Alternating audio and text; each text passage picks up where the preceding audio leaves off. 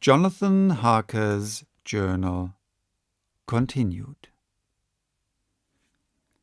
The light from the tiny lamps fell in all sorts of odd forms as the rays crossed each other, or the opacity of our bodies threw great shadows. I could not for my life get away from the feeling that there was someone else amongst us. I suppose it was the recollection so powerfully brought home to me by the grim surroundings of that terrible experience in Transylvania. I think the feeling was common to us all, for I noticed that the others kept looking over their shoulders at every sound and every new shadow, just as I felt myself doing. The whole place was thick with dust. The floor was seemingly inches deep, except where there were recent footsteps, in which, on holding down my lamp, I could see marks of hobnails where the dust was cracked. The walls were fluffy and heavy with dust, and in the corners were masses of spiders' webs, whereon the dust had gathered till they looked like old tattered rags, as the weight had torn them partly down. On a table in the hall was a great bunch of keys, with a time-yellowed label on each. They had been used several times, for on the table were several similar rents in the blanket of dust, similar to that exposed when the professor lifted them.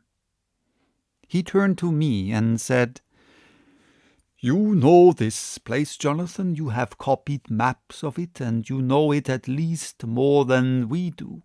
Which is the way to the chapel?" I had an idea of its direction, though on my former visit I had not been able to get admission to it. So I led the way, and after a few wrong turnings found myself opposite a low arched oaken door, ribbed with iron bands.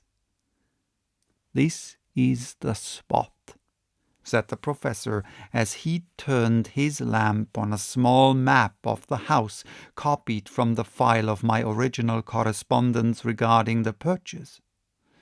With a little trouble we found the key on the bunch and opened the door.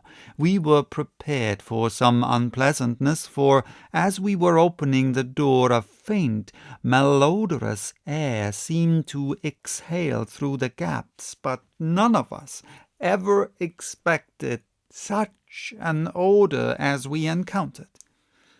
None of the others had met the Count at all at close quarters, and when I had seen him he was either in the fasting stage of his existence in his rooms, or when he was gloated with fresh blood, in a ruined building, open to the air. But here the place was small and close, and the long disuse had made the air stagnant and foul. There was an earthy smell, as of some dry miasma, which came through the fouler air. But as to the odour itself, how shall I describe it? It was not alone that it was composed of all the ills of mortality, and with the pungent, acrid smell of blood, but it seemed as though corruption had become itself corrupt. Faugh! It sickens me to think of it. Every breath exhaled by that monster seemed to have clung to the place and intensified its loathsomeness. Under ordinary circumstances, such a stench would have brought our enterprise to an end. But this was not an ordinary case, and the high and terrible purpose in which we were involved gave us a strength which rose above merely physical considerations. After the involuntary shrinking consequent on the first nauseous whiff, We one and all set about our work as though that loathsome place were a garden of roses. We made an accurate examination of the place, the professor saying as we began, "The first thing is to see how many of the boxes are left. We must then examine every hole and corner and cranny and see if we cannot get some clues as to what has become of the rest." A glance was sufficient to show how many remained, for the great earth chests were bulky, and there was no mistaking them. There were only 29 left out of the 50. Once I got a fright for seeing Lord Godalming suddenly turn and look out of the vaulted door into the dark passage beyond.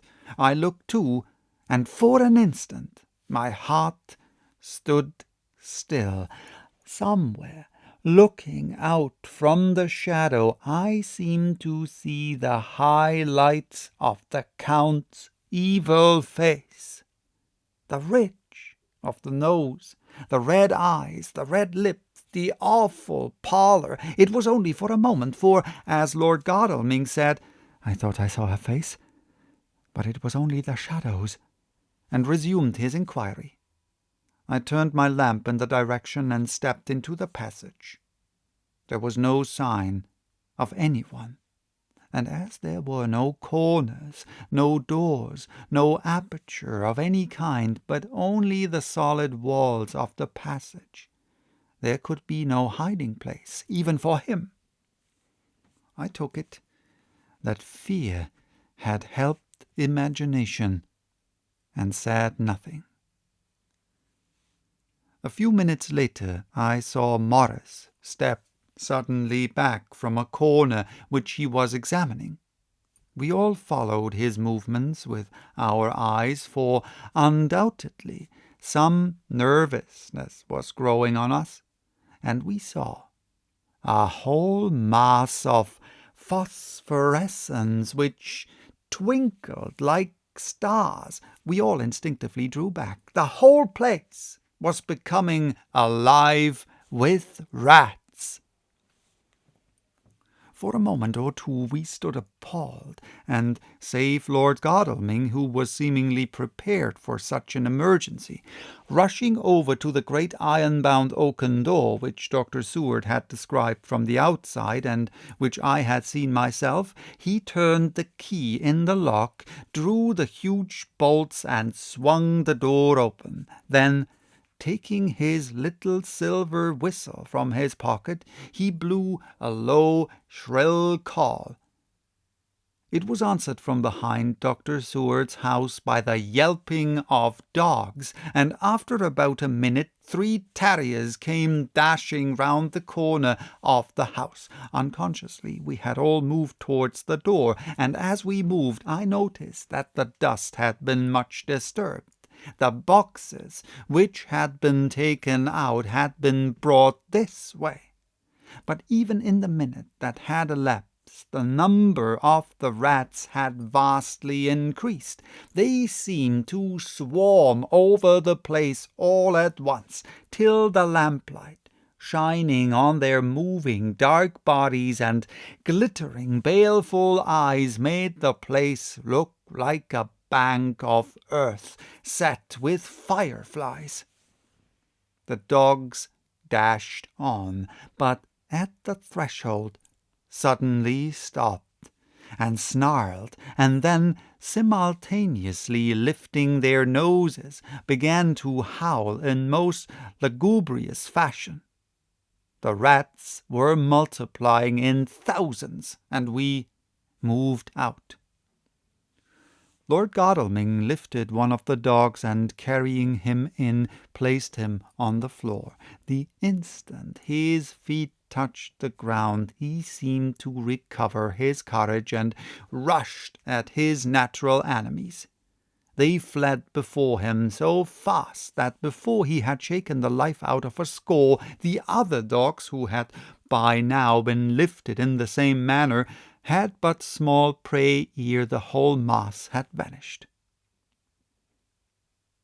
With their going it seemed as if some evil presence had departed, for the dogs frisked about and barked merrily as they made sudden darts at their prostrate foes, and turned them over and tossed them in the air with vicious shakes.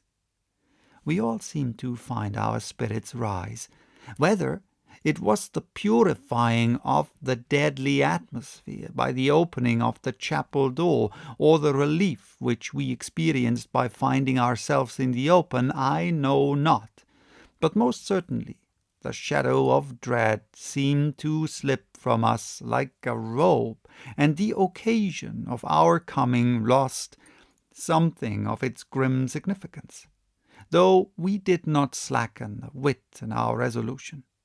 We closed the outer door, and barred and locked it, and bringing the dogs with us, began our search of the house. We found nothing throughout except dust in extraordinary proportions, and all untouched, save for my own footsteps when I had made my first visit. Never once did the dogs exhibit any symptom of uneasiness, and even when we returned to the chapel, they frisked about as though they had been rabbit hunting in a summer wood.